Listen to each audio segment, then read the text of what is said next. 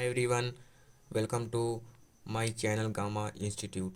जैसा कि आप लोगों ने थंबनेल पर देख लिया होगा, आज का हमारा जो टॉपिक है अवकल समीकरण की कोटि और घात, जो कि प्रत्येक ईयर यूपी बोर्ड के एग्ज़ाम में 2 से 4 नंबर का पूछा जाता है। वैसे तो 2 नंबर का पूछा जाता है, लेकिन कभी कभी 4 नंबर का भी पूछ लिया जाता है।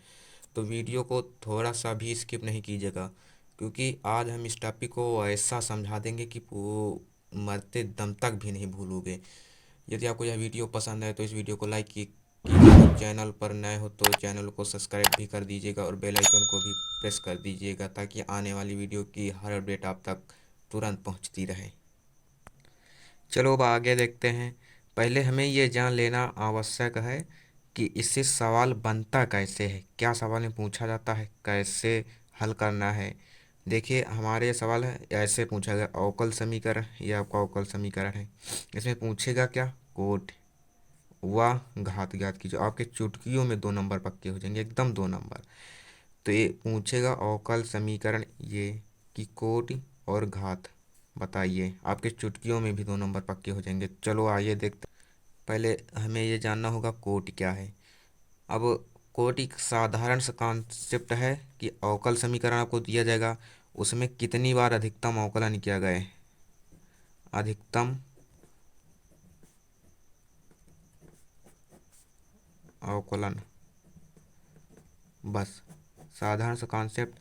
2 बार अवकलन तो कोटि 2, 4 बार अवकलन तो कोटि 4, 1 बार अवकलन तो कोटि 1, 5 बार अवकलन कोटि 5, 1,00,000 बार अवकलन तो कोटि 1,00,000।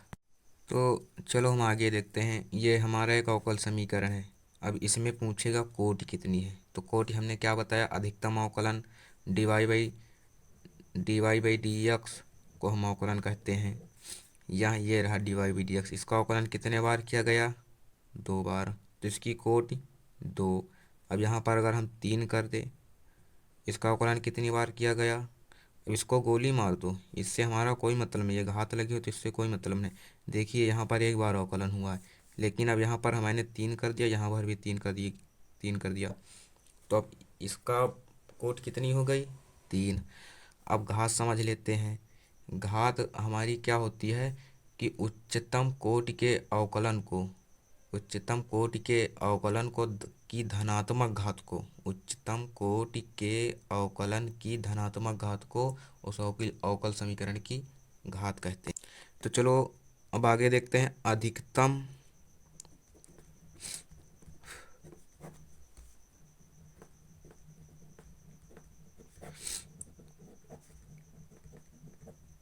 अवकलन की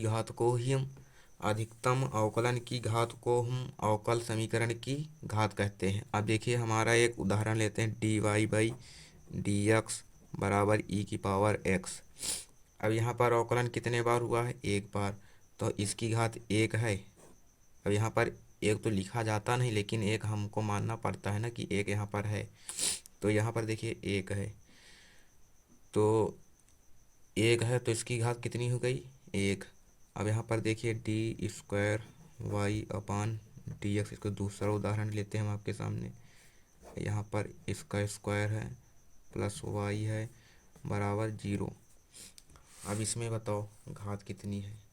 अब अवकल से इसका अवकलन कितनी है, अधिकतम अवकलन 2 बार।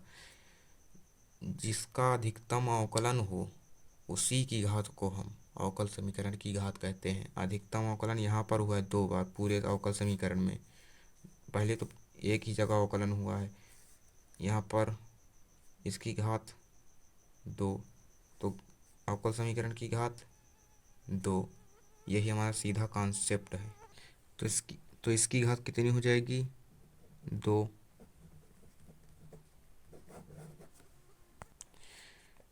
अब आप इसकी कोटि और घात बता सकते हैं, नहीं बता पाएंगे, क्योंकि आपको अब इसमें पता नहीं होगा कि ये अवकलन कहाँ पर हुआ, अवकलन हुआ नहीं है, लेकिन अवकलन यहाँ पर हुआ है। इसको आप लोगों को नहीं पता होगा। चलो हम आप लोगों को इसको समझा देते हैं। देखिए यहाँ पर जब वाई डैश हो, सिंगल डैश, तो इसको d y by d x लिखा जाता है। इसको सीधा दिमाग बैठा लीजिए। जब वाई डबल डैश हो तो इसको लिखा जा सकता है डी स्क्वायर वाई अपान डी एक्स स्क्वायर। जब वाई वाई की घात वाई तीन वाई कहानी 3 बार डैश हो, वाई ट्रिपल डैश हो, तो इसको क्या लिखा जा सकता है बताओ। इसको लिखा जा सकता है डी की घात 4 वाई अपान डी एक्स की घात 4। अब यहाँ पर वाई की घात 4 है, वाई की घात 4 का मतलब समझ रहे हो, वाई का यहाँ पर 4 बार डैश हुआ तो इसको क्या लिखा जा सकता है, इसको लिखा जा सकता, सॉरी यहाँ पर 3 लिखा जाएगा। इस 3 डैश है तो यहाँ पर 3 लिखी जाएगा जगह, यहाँ पर भी 3 लिख दिया जाएगा। अब देखिए यहाँ पर 4 है, 1 2 3 4, 4 बार तो सिंपली 4 लिख दिया, यहाँ पर वाई लगा दिया और इसके आगे डी एक्स की घात 4। तब तो अब यहाँ पर देखिए, यहाँ पर वाई की घात 2 यानी वाई का डबल डैश, तो इसको ये नहीं लिखा जा सकता डी स्क्वायर वाई अपान डी एक्स स्क्वायर। अब वाई को सेम लिख दीजिए बराबर 0। अब यहाँ पर देखिए, अब इसकी कोटि बताओ, अधिकतम अवकलन कितने बार हुआ, 2 बार। देखिए यहाँ पर 2 बार अधिकतम अवकलन पूरे अवकल समीकरण में, तो अवकल समीकरण की कोटि 2। अब घात कितनी हो जाएगी, अब घात वाला कॉन्सेप्ट समझो।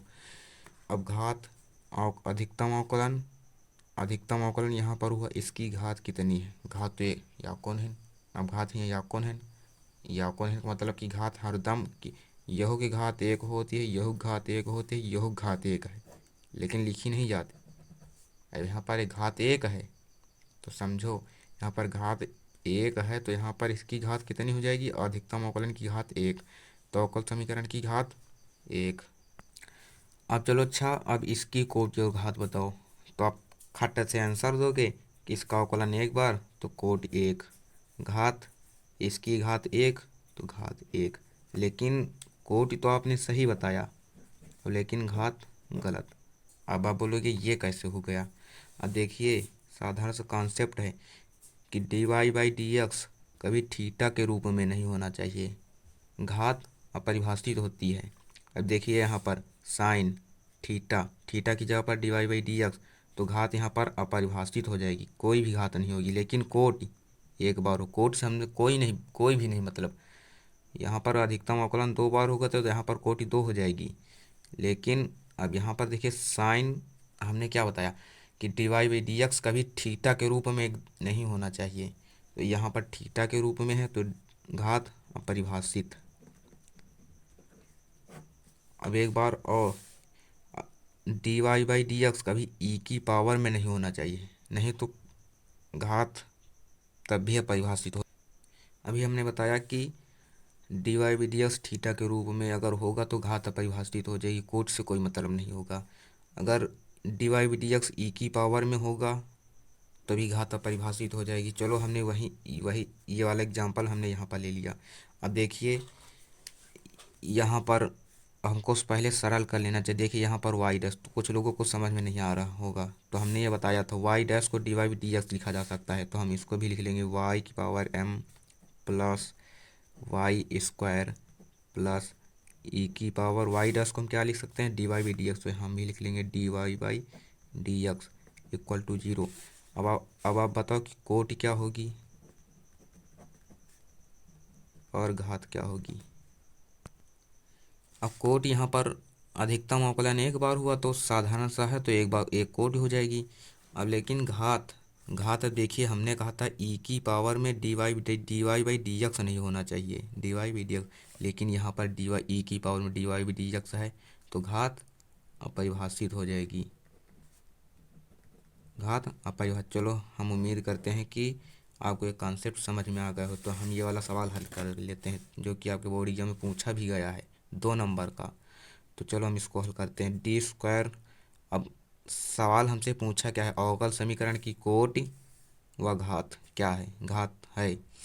अब यहाँ पर देखिए अधिकतम अवकलन, यहाँ पर 1 बार अधिकतम अवकलन, यहाँ पर भी 1 बार अवकलन, यहाँ पर 2 बार, तो कोटि 2 बार, कोटि 2 हो जाएगी, कोटि 2। अब घात घात बताओ क्या होगी। अब घात, अब फट दे बता दो कि घात, तुरंत बता दो कि घात 2। लेकिन नहीं, हमने बताया था कि थीटा के रूप में dy बाई डी एक्स कहीं पर नहीं होना चाहिए और e की पावर x में dy बाई डी एक्स नहीं होना चाहिए, लेकिन यहाँ पर dy बाई डी एक्स है तो घात 2 नहीं होगी, घात अपरिभाषित होगी।